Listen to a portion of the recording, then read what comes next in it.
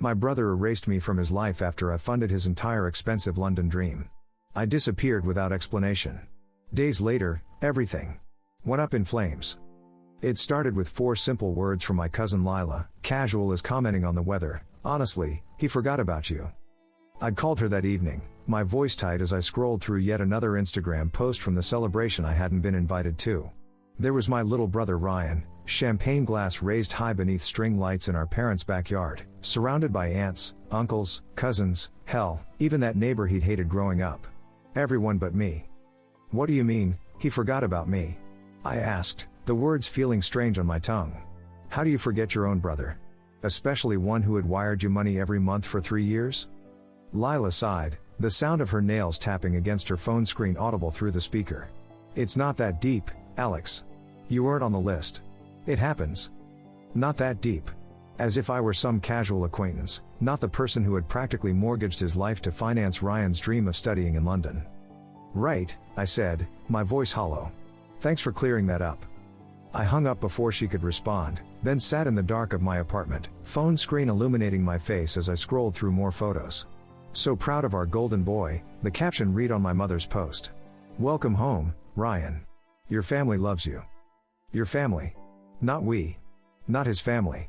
As if I weren't even part of the equation. I turned off my phone and set it face down on the coffee table. Then I opened my laptop, navigated to the Via Rail website, and booked something I'd been eyeing for years but never thought I'd actually do: a luxury train ride through the Canadian Rockies.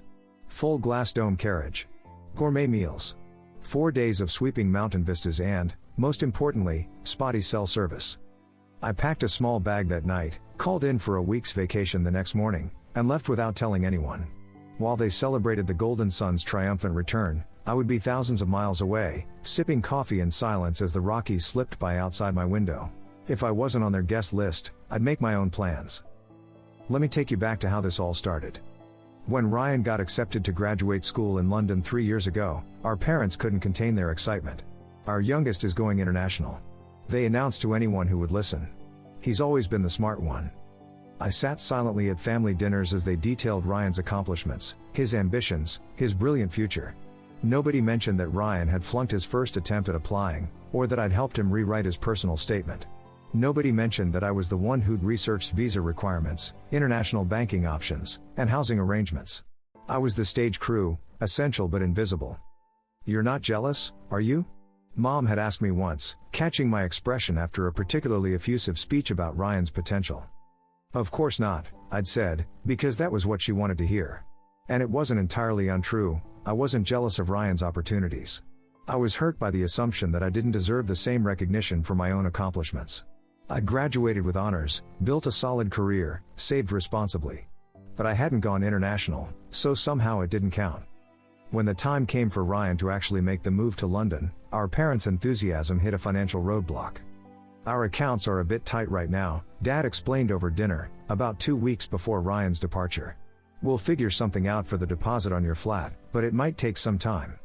I watched Ryan's face fall, watched his fingers tap nervously against his water glass. I knew that look. It was the same one he'd worn as a kid when he thought he wouldn't get what he wanted for Christmas. "I can help," I said, the words out before I could reconsider. "I've got some savings." Both my parents brightened immediately. Ryan looked up, relief washing over his features. "You do that for me?" he asked, his voice small in a way that reminded me of when we were kids, when he'd crawl into my bed during thunderstorms because my room was safer. "Of course," I said. "That's what brothers are for." That night, I transferred enough for his security deposit and first month's rent, nearly $3,000. I told myself it was a one-time thing, just to get him started. I told myself he'd pay me back eventually. I was wrong on both counts. Over the next 3 years, I became Ryan's unofficial sponsor. Every time our parents claimed they couldn't help, which was surprisingly often for people who took luxury cruises twice a year, I stepped in. Tuition shortfall? I covered it. Emergency dental work? I paid the bill. Girlfriend threatening to break up because long distance was too hard? I secretly funded a surprise visit. "You're the oldest," Dad reminded me when I once mentioned that my own savings were dwindling. "It's your responsibility to help your brother get on his feet." "He's 24, not 14, I pointed out. "You don't have a family of your own," Mom added, twisting the knife. So it's not like you've got other obligations. That cut deeper than I let on. It was true, I didn't have a wife or kids. I had a modest one-bedroom apartment, a steady job at a marketing firm, and the kind of silence that followed me into bed each night. Was that why I kept saying yes to Ryan? Because it gave my life purpose? Whatever the reason, I never said no. When Ryan called crying after his second major exam, convinced he'd failed and would be kicked out of the program, I stayed up all night talking him through it. When he lost his part-time job and worried about making rent, I dipped into my own emergency fund, the one I'd been building for a down payment on a condo, and told him to focus on his studies. "You're a lifesaver, Alex," he'd say, relief evident in his voice. "I don't know what I'd do without you." But gradually, those expressions of gratitude became less frequent. His texts went from paragraphs to one-word answers. Calls became rare, then non-existent. I told myself he was busy, that grad school was demanding, that the time difference made communication difficult. I kept sending money. I kept solving problems. I kept waiting for the day when he'd realize how much I'd sacrificed and say, "Thank you, Alex. I see what you've done for me." That day never came. I didn't even know Ryan was flying home until Lila mentioned it at a family brunch about a month ago. "Oh yeah, Ryan gets in next week," she said casually, dipping her toast in egg yolk. "There's a huge thing planned." I nearly choked on my coffee. A huge thing? Yeah, backyard reception, garden lights, open bar, live music. Like, a whole vibe. I blinked rapidly, trying to process this information. No one told me. Lila paused, fork halfway to her mouth, as if suddenly realizing she'd said something she shouldn't have. "I'm sure you're invited," she said quickly. "You must be." But no invitation came. No call, no text, nothing. After a week of silence, I finally texted my mother, "Hey, what's the plan for Ryan's return? Want me to help set up?" 4 hours later, she replied, "Oh, it's mostly under control. We thought you were busy with work." I stared at those words for a long time. "No, we'd love to have you. No, come early, Ryan would love to see you." Just the assumption that I was too busy, or perhaps the hope that I was. I showed the message to my friend Maya that night over drinks. "You know they're icing you out, right?" she said after reading it twice. "But I'm the one who helped him survive London," I protested. "Exactly." Maya set down her glass. "And now he doesn't need you. That's why this is happening." Still, I held on to a shred of hope. The night of the party, I dressed as if I might still receive a last-minute invitation. I kept my phone close, volume turned up, just in case. Nothing came. Instead, I watched his Instagram and Facebook filled with photos and videos from the celebration. Ryan hugging our parents beneath strings of golden lights. Ryan dancing with Clara, his fiancée, while someone played saxophone. Ryan raising a toast while my father clapped like he'd just won Father of the Year. Lila posted a group photo with the caption, "The people who matter most." I wasn't in it. That's when I called her and heard those 4 words that changed everything. "Honestly, he forgot about you." The train pulled out of the station early the next morning. I'd left my phone on airplane mode, not ready to deal with anything or anyone. Part of me wondered if they'd even notice I was gone. As my carriage glided through the countryside, I felt something unexpected: relief. For the first time in years, I wasn't checking my messages every 5 minutes to see if Ryan needed something. I wasn't calculating how much I could spare from my next paycheck to send his way. I wasn't living for someone else. I switched seats to the observation car, a glass-domed marvel that offered panoramic views of the approaching mountains. An elderly woman sat across from me, her silver hair neatly pinned, a book open on her lap. "First time?" she asked, nodding toward the window. "Yes," I said. "You?" "Third." She smiled. "My husband and I used to take this trip every anniversary. Now I come alone, but it's still beautiful." "I'm sorry," I said automatically. "Don't be. He had a good life, and so did I." She studied me for a moment. "You're running from something." It wasn't a question. I looked out the window, watching the landscape shift from farmland to foothills. Is it that obvious? The only people who book this trip last minute are either running from something or toward something. She returned to her book. "I hope you find what you're looking for." I didn't have the heart to tell her I wasn't looking for anything. I was just trying to escape what I'd already found, the painful realization that I'd built my entire adult life around someone who could forget me without a second thought. As the train climbed higher into the mountains, my phone lost service. The outside world faded away, replaced by snow-capped peaks and virgin forests. I ordered a glass of red wine from the dining car and sat in silent contemplation, watching the world from behind glass. For dinner, I was seated with a couple from Australia and a businessman from Toronto. We made polite conversation about the scenery, the food, our respective homes. They asked what brought me on the trip, and I gave them the sanitized version. Needed a break, always wanted to see the Rockies, spontaneous decision. Sometimes you just have to do something for yourself, the Australian woman said, smiling. If only she knew how foreign that concept had been to me until now. That night, in my private sleeper car, I lay awake listening to the rhythm of the tracks. The gentle rocking should have lulled me to sleep, but my mind kept circling back to Ryan, to my parents, to the party I hadn't been invited to. He forgot about you. How do you forget someone who's been your constant safety net? Someone who sold a prized vintage guitar to help cover your moving expenses? Someone who stayed up all night filling out visa paperwork because you didn't understand that legal stuff? I rolled onto my side, watching moonlight illuminate the passing trees. Maybe Maya was right. Maybe this was always how it would end, with me becoming unnecessary once I'd served my purpose. I fell asleep still wondering what I could have done differently, still trying to understand how I'd become so forgettable to the people who should have remembered me most. Unbeknownst to me, while I was riding in peaceful solitude through the Canadian wilderness, everything back home was imploding. I didn't learn about it until the third day of my journey, when the train stopped at a small station with Wi-Fi. My phone buzzed to life with a flood of notifications, texts, missed calls, and voicemails. I almost turned it off again immediately, not ready to face whatever family drama awaited me. But one message caught my eye, from Clara, Ryan's fiancée. I'm sorry, I didn't know. You were right about all of it. Curious, I scrolled through the rest of the messages. There were several from my mother, ranging from "Where are you?" to "Call me immediately, this is serious." Multiple voicemails from my father. A text from Lila, "Everything's on fire, literally." Then I noticed the group chat, Family Corp, 13 participants. Ryan, Alex, we need to talk. Mom, please don't make this worse. Dad, this isn't the time for one of your speeches.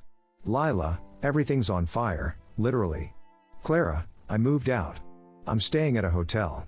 Don't call me. What the hell had happened? I stepped off the train, found a quiet corner of the station, and called the one person I trusted to give me the unvarnished truth, my grandmother. She answered on the second ring. Alex? Is that you? Hi, Grandma, I said, suddenly realizing how much I'd missed her voice. She was the only one who ever saw me, truly saw me.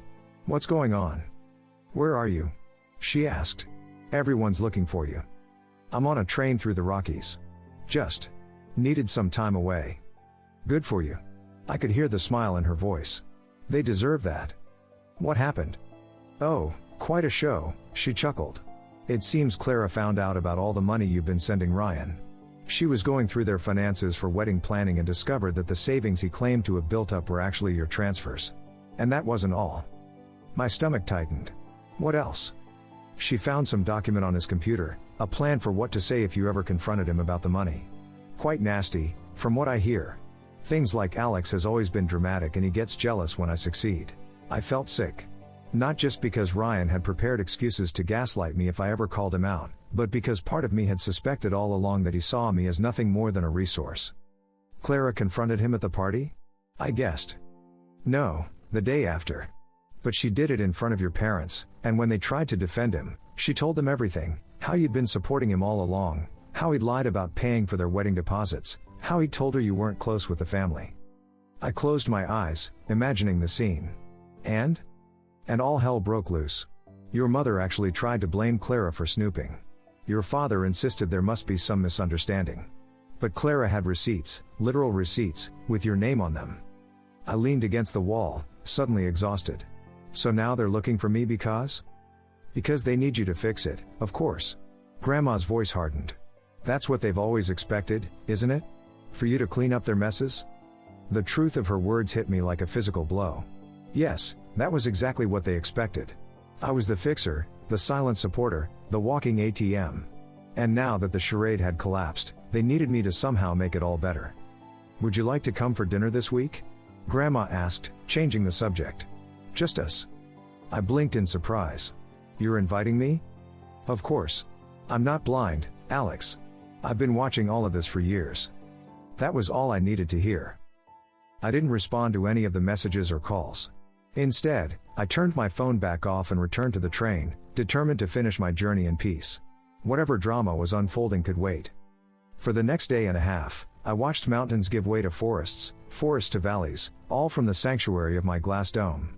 I dined on gourmet meals, made small talk with fellow passengers, and slept better than I had in months. When the train finally reached its destination, I checked into a small hotel overlooking a lake. I sat on the balcony with a cup of coffee, watching the sunset paint the water gold, and finally turned my phone back on. 27 missed calls. 43 text messages. 11 voicemails. I deleted them all without listening or reading, then sent a single text to my grandmother, back from the train. "Dinner tomorrow?" She replied almost immediately, 6 p.m. "I'll make your favorite." The next morning, I drove back to the city, deliberately taking the scenic route. I wasn't ready to dive back into the chaos just yet. When I finally arrived at my apartment, I half expected to find someone waiting for me, my mother pacing the hallway, or Ryan ready with a rehearsed apology. Instead, there was just the familiar silence of my own space, untouched and peaceful. That peace didn't last long.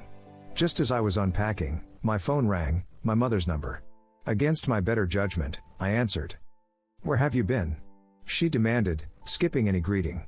"We've been trying to reach you for days." "I needed some time away," I said, keeping my voice neutral. "Well, while you were off finding yourself or whatever, everything fell apart here." She sounded both angry and on the verge of tears. "We need to have a family meeting. Tonight." "I can't tonight. I have plans with Grandma." "This is more important than dinner with your grandmother, Alex." She was definitely angry now. "This is about family." I almost laughed at the irony. Funny, I don't recall being part of the family a week ago when Ryan's welcome party happened. Silence. "Then, is that what this is about? You're punishing us because you weren't invited to a party?" "I'm not punishing anyone. I'm having dinner with Grandma. We can talk another time." "Tomorrow," she insisted. "Family house, 10 a.m. Everyone will be there." Before I could object, she hung up. I set my phone down and took a deep breath. Part of me wanted to ignore the summons, to continue my self-imposed exile. But another part, the part that had always desperately wanted to belong, needed closure. So the next morning, I drove to the house I'd grown up in, the scene of Ryan's triumphant homecoming celebration that I'd watched through the cold distance of social media. As I pulled into the driveway, my heart rate accelerated. I'd spent so many years trying to please these people, trying to earn a place at their table. Now I just wanted to walk away with my dignity intact. The house was eerily quiet when I entered, as if the celebration had been scrubbed out with bleach. My father stood near the fireplace, arms crossed. My mother sat on the edge of the sofa, back straight, face tense. Ryan was in the armchair, pale and silent, hands clenched in his lap. Clara's absence was like a ghost no one dared mention. "Alex," my mother said, standing. Finally. I stayed near the door, keeping my distance both physically and emotionally. "You wanted to talk. I'm here." She put her hands on her hips. "You've been childish. You made a scene by disappearing. Do you have any idea how humiliating it's been to explain to everyone why you vanished?" I raised an eyebrow. "Humiliating for who?" "For us," she snapped. "People asked if we had a falling out. I had to say you were just busy with work." "Isn't that what you told me about the party? That you assumed I was busy with work?" My father stepped forward. "That's enough, Alex. We're not here to rehash old grievances." "Then why am I here?" I looked directly at Ryan, who couldn't meet my eyes. "What exactly do you want from me?" Ryan finally looked up. "Why are you trying to sabotage me?" I let out a dry laugh. "Is that what you think I'm doing? Sabotage? You didn't even tell me you were upset," he said, his voice rising. "You could have just said something instead of disappearing and letting everything implode." "Oh, you mean like when I texted Mom asking about your party and she ghosted me? Or when I found out I wasn't invited from Instagram?" Lila, who I hadn't even noticed sitting in the corner, muttered, "You weren't technically uninvited." "Enough, Lila." My voice cracked. "You all knew. You all knew I wasn't welcome, and not one of you stood up for me." Ryan stood up, color returning to his face. "I didn't think you'd want to come. We're in different stages of life.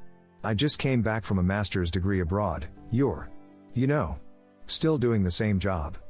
The same job that had paid his tuition. The same job that had covered his rent when he lost his internship. The same job that had funded the engagement ring he'd given Clara." "Wow," I said, stepping forward. "Say that again, but slower. I want to make sure I heard you correctly. You're twisting my words, he insisted. No, I'm just hearing them for what they are. My mother stepped between us. Enough. We didn't mean to exclude you, Alex, but you've always been sensitive. There it was, the classic family deflection. I wasn't ignored or taken advantage of, I was sensitive.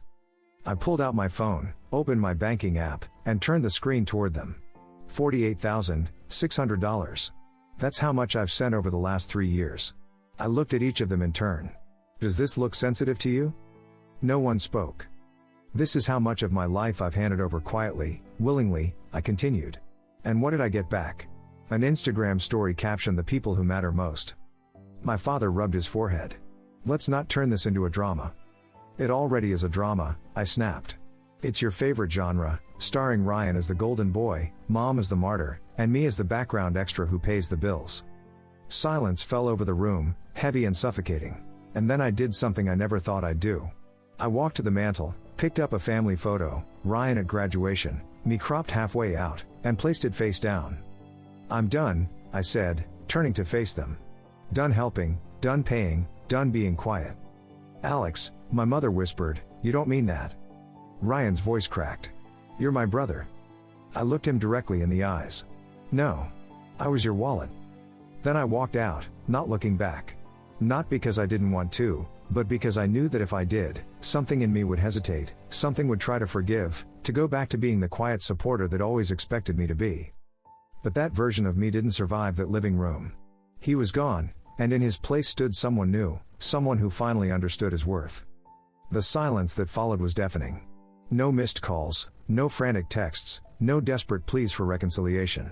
Just peace. The first night, I sat alone in my apartment and let myself feel it all, the relief, the grief, the strange weightlessness of not carrying anyone else's life on my shoulders. It was disorienting, like taking off a backpack I'd forgotten I was wearing for years. On the third day, the messages began trickling in. From my mother, you made your point. Enough already. From my father, your brother's devastated. He hasn't eaten. Are you happy? I didn't reply because, surprisingly, I was happy, not in a vengeful way, but in a free way, like feeling sunlight on your skin after years in a basement. For the first time in my life, I didn't want to fix anything. I didn't feel guilty. I didn't wonder if I'd gone too far. Instead, I started living. I took myself to breakfast at a cafe I'd always wanted to try, sat in the corner with a book and no phone. I walked through the park listening to jazz. I deleted the family group chat. I changed the password to the shared Netflix account. Small things, maybe, but they felt like reclaiming oxygen. On the fifth day, Lila called. I almost didn't answer. Hey, she said softly. Can we talk about what happened? I didn't know it would go this far. Go this far? I wasn't invited to my own brother's party.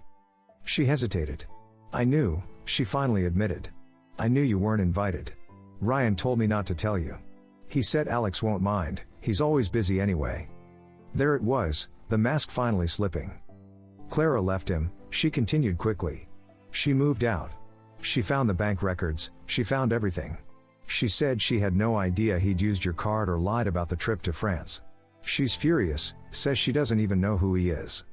I felt her words sit heavy in my chest, not painful, just real. She also said you're the only reason she gave him a second chance back then. That almost made me laugh. I'd flown her to London on my own dime but told her it was Ryan's surprise, just to save his relationship. And he'd taken full credit, of course. Anyway, Lila said, her voice smaller now, I'm sorry for playing along. For being a coward. I didn't say it was okay, because it wasn't. But I thanked her for telling the truth. The next day, my phone rang, Dad. I let it go to voicemail. Then he texted, come for Sunday dinner. No pressure, just talk. I didn't respond. I wasn't ready to sit at that table again, not as the same person who was once invisible there. Later that day, I got a message from Clara, you were right about him, about all of it. I'm sorry. Thank you for everything you did. I just wish I had known sooner. I stared at her message for a long time, not because it hurt, because it didn't. It felt like justice. Meanwhile, the family began to crack along familiar fault lines. My mother posted vague quotes on Facebook about forgiveness and growth. My father sent passive-aggressive texts, we all have our roles in this family, Alex. You've always been the strong one. but I didn't want to be strong anymore. I wanted to be myself. So I started clearing the wreckage. I canceled the family credit card I'd been paying off. I changed the auto payment settings on Ryan's subscriptions. I deleted myself from shared files, calendars, and accounts. I left the group chat for good. Every action felt like a key turning in a lock, not to shut them out, but to let me out. A month has passed since the party I wasn't invited to, since I turned off the payments, since Clara left, since Ryan's perfect image shattered like champagne glass on marble. They've tried everything. My mother left a voicemail last week that started with "I raised you better than this" and ended with "This family is falling apart and you're letting it happen." She's right. I am letting it happen. Because for the first time in my life, I'm choosing not to fix what I didn't break. My father texted yesterday, "I hope you're proud. Your brother's depressed. Your mother cries every day." You know what's wild? They never asked how I'm doing. Not once. Not after being erased, not after being stolen from, not after watching them celebrate the son I funded while pretending I didn't exist. But that's the point, isn't it? This was never about me. I was useful, a silent resource, a walking bank account with a familiar face. So when I disappeared, they didn't lose me, they lost access. And now they're panicking. Lila texted me a few nights ago, "You should see the group chat now. It's chaos. Ryan won't talk to anyone. Your mom's threatening to rewrite the will. It's like you lit a match and walked away." I didn't light the match. They did, when they left me off the guest list, when they said he forgot about you, when they laughed and toasted and danced pretending I was invisible. All I did was stop putting out their fires. The strange thing about peace is how addictive it becomes. I used to think love meant sacrificing, that family meant enduring, that being a good son or brother meant swallowing disrespect for the greater good. Now, love to me looks like freedom. It looks like silence that heals, not silence that hides. It looks like waking up and not bracing myself for the next emotional invoice. And you know what else? I'm not bitter. That surprised me, honestly. I thought I'd burn inside with resentment, but I'm done with fire. That belonged to them. I have something better: stillness. Control. My own name. This morning, I posted a photo from that train ride, the one with the panoramic glass and snow-capped peaks. In the caption, I wrote, "If they don't put you on the guest list, make your own destination." It went a little viral. Even Clara liked it. Lila sent me a screenshot of the family group chat losing their minds over it. Mom wrote, "He's mocking us publicly now." Dad replied, "Let it go. We lost him. You didn't lose me. You never had me. You had my money, my silence, my help. But me? You never even saw me." I don't know what the future holds. Maybe one day I'll sit across from Ryan and he'll say the words I deserved years ago: "I'm sorry. I used you. I was selfish." Maybe he won't. Either way, I'm not waiting for it. I've stopped building bridges that only I walk on. From now on, I'm building walls, not to keep people out, but to keep myself in, to protect the parts of me that were drained dry trying to keep others comfortable, to guard the peace I bled for. To finally, unapologetically, choose me.